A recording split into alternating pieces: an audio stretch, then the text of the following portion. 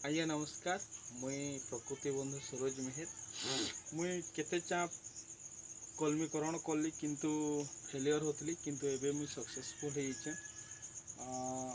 केते चाप कला परे देखली जे माने नाई होतला पिल तो सेथिले काणे करछे ई गछटा केबे फल नाई आसवार तो मुई काणे करछे एटा डाही कलमी करछे।